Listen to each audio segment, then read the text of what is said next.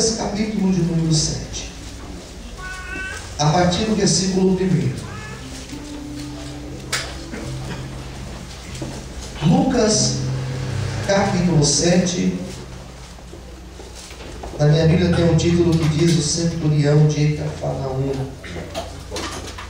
Quem já encontrou, diga amém. Vamos ler para nós ganharmos tempo. Depois de concluir todos esses discursos perante o povo, entrou em Cafarnaum. E o servo de um certo centurião, a quem este muito estimava, estava doente e quase à morte, ou moribundo, em outras palavras. E quando ouviu falar de Jesus, enviou-lhe uns anciãos dos judeus, rogando-lhe que viesse curar o seu servo. Chegando eles junto de Jesus, rogaram-lhe muito, dizendo: é digno de que lhe concedas isso, porque ama a nossa nação, e ele mesmo nos edificou a sinagoga. E foi Jesus com eles. Mas quando já estavam perto da casa, enviou-lhe o centurião uns amigos, dizendo-lhe: Senhor, não te incomodes, porque não sou digno de que entres debaixo do meu telhado. E por isso, nem ainda me julguei digno de ir ter contigo. Dize, porém, uma palavra, e o meu criado sarará. Porque também eu sou um homem sujeito à autoridade. Tenho soldados sob o meu poder. Digo a este, vai, e ele vai, e a outro, vem, e ele vem. E o meu servo faz isso, e ele faz. E ouvindo isso, Jesus maravilhou-se dele. Voltando-se, disse à multidão que o seguia: digo-vos que nem ainda em Israel tenham achado tanta fé. E voltando para casa, os que foram enviados acharam são o servo enfermo. Todos digam amém. Amém. Ajuda-nos. Senhor Deus e Pai, fala conosco através desta palavra, Senhor. Revela o teu querer para as nossas vidas, pois todos nós aqui estamos sedentos para ouvir tua voz. Fale conosco, Senhor, em nome de Jesus. Todos digam amém. Amém.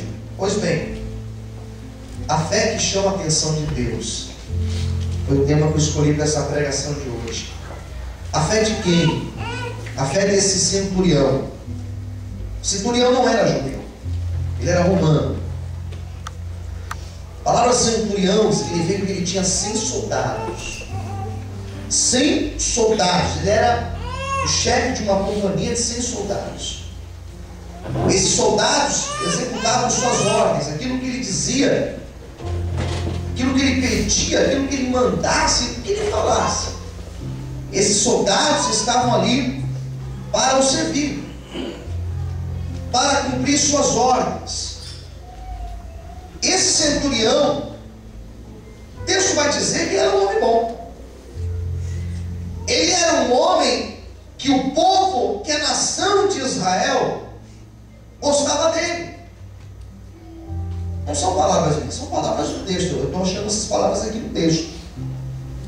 Aqui vai dizer que esse homem, ele era bom, ele era uma pessoa que não tinha problema nos seus relacionamentos. Pelo contrário, as pessoas gostavam dele.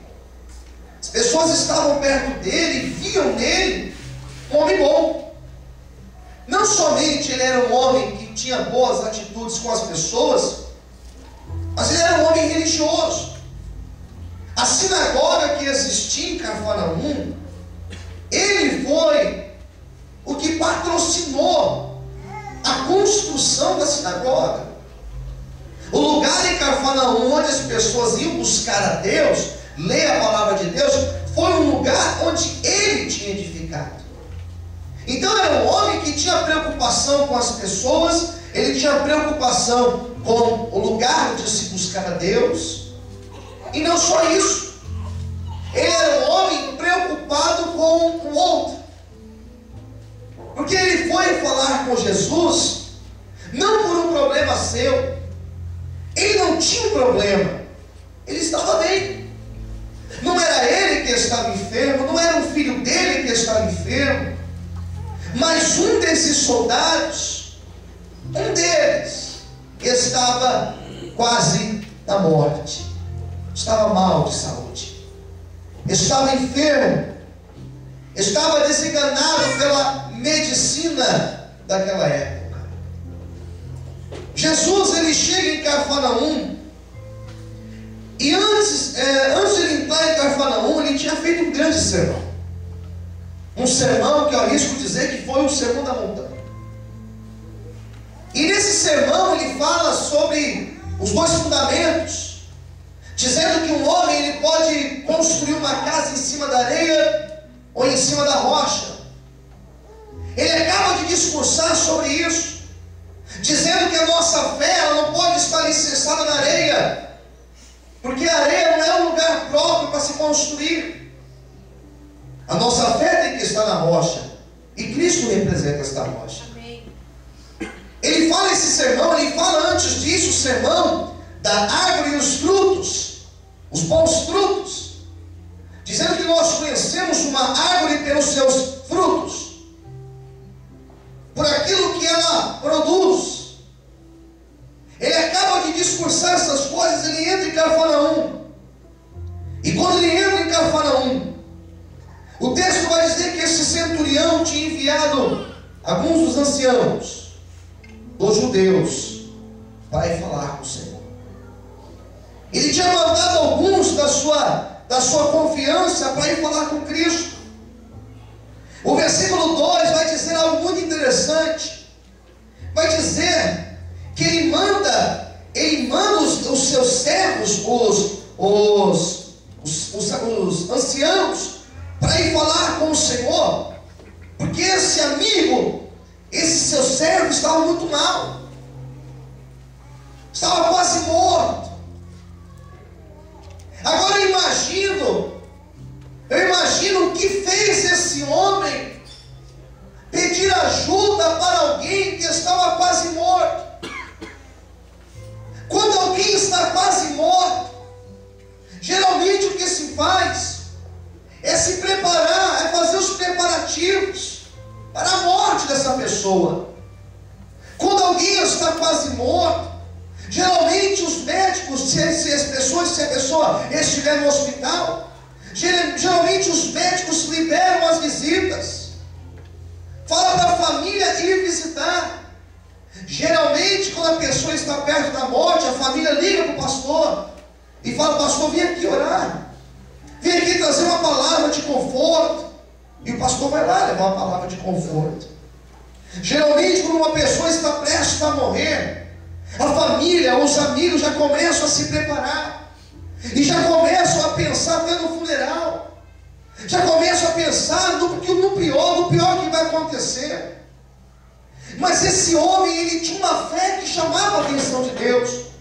A fé desse homem não era uma fé comum.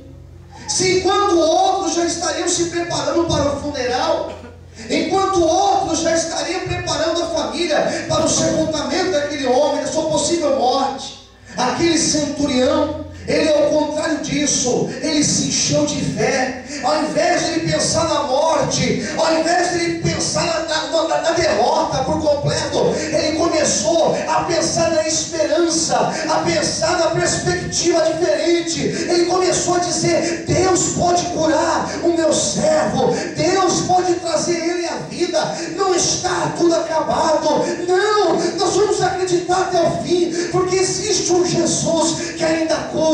Existe um Jesus que anda por essas cidades aqui, curando e ressuscitando aqueles que estão mortos. É nesse Jesus que eu vou acreditar, é nesse Jesus que eu vou edificar a minha casa, é nesse Jesus que eu vou continuar acreditando. Se por um lado alguns já estavam pensando na morte, esse homem, ele já estava pensando na restauração da saúde daquele servo. Pode ser que você entrou aqui hoje pensando em morte, pensando em falência, mas eu quero te dizer que você vai sair daqui hoje pensando em vida nova, pensando em restauração, porque o Jesus que entrou em Cafarnaum, ele acabou de entrar aqui hoje para trazer a cura e o milagre sobre a sua vida. Quantos acreditam nisso? Aplaude o Senhor e glorifique ao nome de Deus nessa noite. Mais fortes palmas, aleluia.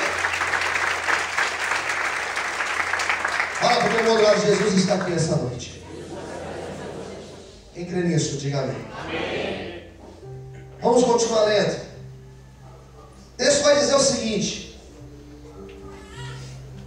e chegaram, versículo de número